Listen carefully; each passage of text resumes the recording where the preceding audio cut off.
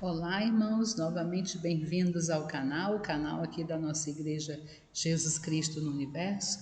Continuando a nossa lição 9, né, a lição 9, agora a aula 3, falando sobre o tópico 3, cujo título é Vigilantes contra a Frieza Espiritual.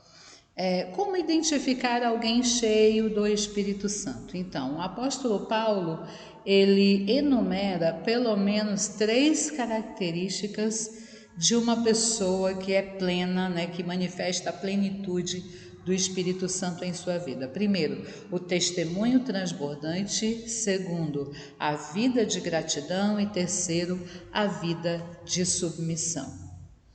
Então, dentro do tópico 3, o item número 1 é justamente a primeira característica que Paulo enumera como sendo aí um dos critérios básicos para identificar alguém cheio do Espírito Santo, o testemunho transbordante. É um sinal evidente. Os cânticos são expressões de alegria e de louvor a Deus. O crente cheio do Espírito adora a Deus com entusiasmo, aquele entusiasmo que traz alegria, que toca os corações. Ele usa sua mente, sua emoção e sua vontade, tudo para manifestar a presença do Espírito Santo no meio da igreja. Não é aquela adoração fria, formal, apagada, morta, sem entusiasmo, sem vida, como diz o reverendo Hernandes Dias Lopes.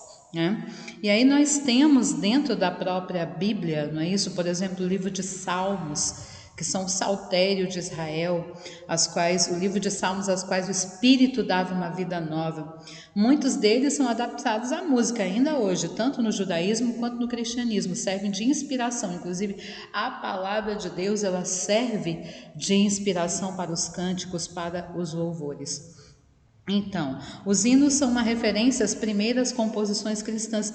Infelizmente, nós lamentamos o fato dessas primeiras composições, né, da igreja primitiva não terem sobrevivido ao tempo, mas nós podemos reconhecer dentro da nossa Bíblia algumas de suas estrofes, como a gente observa lá em Filipenses 2, do 5 ao 11, onde nós temos: de sorte que haja em vós o mesmo sentimento que houve também em Cristo Jesus, que sendo em forma de Deus não teve por usurpação ser igual a Deus, mas aniquilou-se a si mesmo, tomando a forma de servo, fazendo-se semelhante aos homens, e achado na forma de homem, humilhou-se a si mesmo, sendo obediente até a morte e morte de cruz. Pelo que também Deus o exaltou soberanamente e lhe deu o nome que é sobre todo nome, para que ao nome de Jesus se dobre todo o joelho dos que estão nos céus e na terra e debaixo da terra,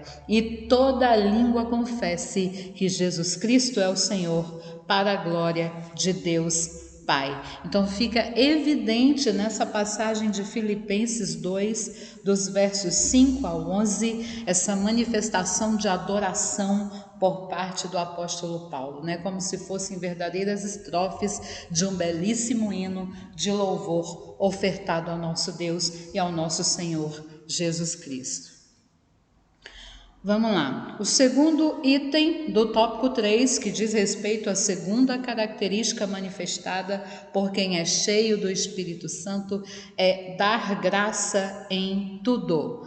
Dar graça em tudo e por tudo. Essa é a vontade de Deus e deve ser a marca de todos os cristãos, como a gente observa lá em 1 Tessalonicenses 5,18. Ser cheio do Espírito Santo nos leva a uma vida alegre, não é? Dando sempre graças por tudo a nosso Deus e Pai, em nome de nosso Senhor Jesus Cristo, como diz lá em Efésios 5:20. O Espírito Santo nos capacita a levar uma vida de gratidão a Deus Pai centrada em Cristo. E há diversas passagens no Novo Testamento que dizem respeito a isso, como por exemplo, Mateus 28:19, que diz o seguinte: portanto, ide e fazei discípulos de todas as nações, batizando-as em nome do Pai, do Filho e do Espírito Santo, ressaltando aí novamente a presença do Deus Trino.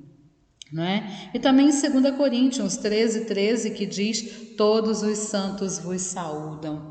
Então essa integridade, né? Essa interação entre o Deus Trino e Uno, o Pai, o Filho e o Espírito Santo, é que nos engrandece, é que deve ser marca registrada em nossa vida. A partir daí, eles fazem moradia em nosso coração e a nossa vida passa a ter um sentido diferente. E aí nós entendemos que tudo que se passa em nossas vidas está sob o controle de Deus. Ele vai à nossa frente como general de guerra, né? Em todas as circunstâncias, em todos os momentos de nossa vida, devemos dar graça a esse Deus em tudo e por tudo. Amém, irmãos? Continuando aqui.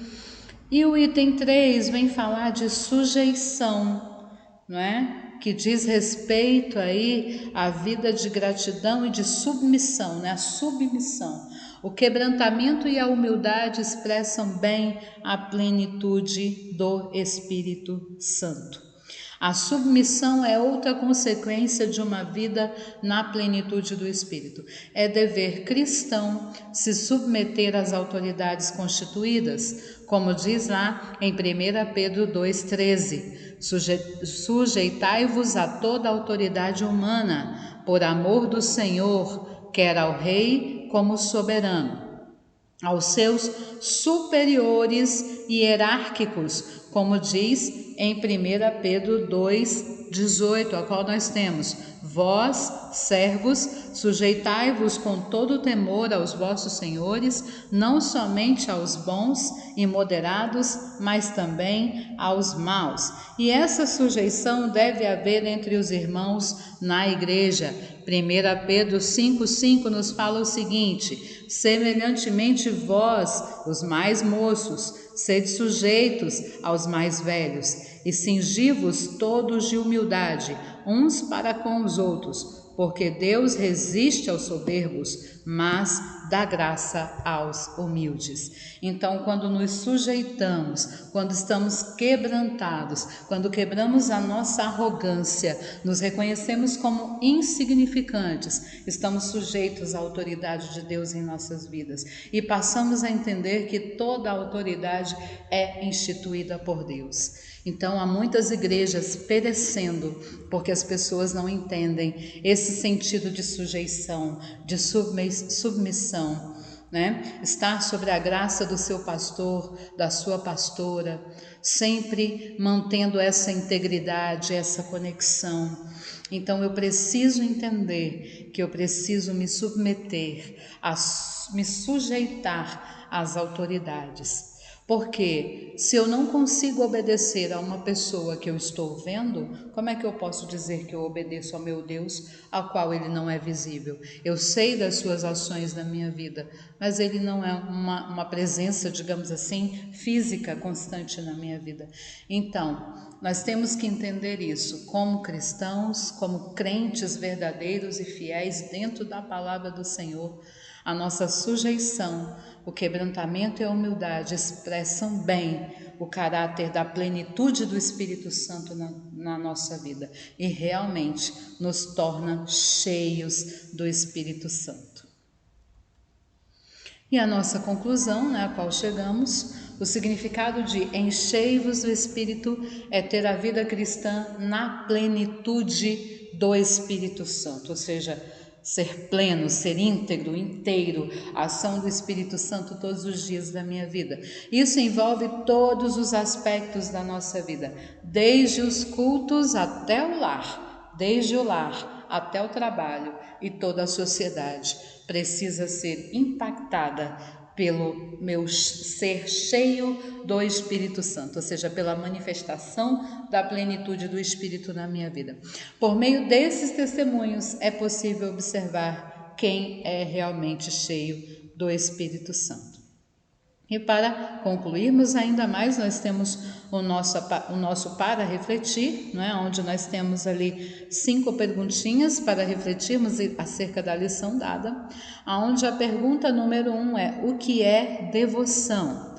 Como nós vimos, né, o devocional, a nossa ideia de devoção, de devocional, é de apego, dedicação e zelo. O nosso apreço pela oração, o amor pela palavra e o apego ao jejum são os 3 ingredientes aí que fazem parte da nossa devoção, da nossa dedicação e do nosso zelo para com a palavra do Senhor.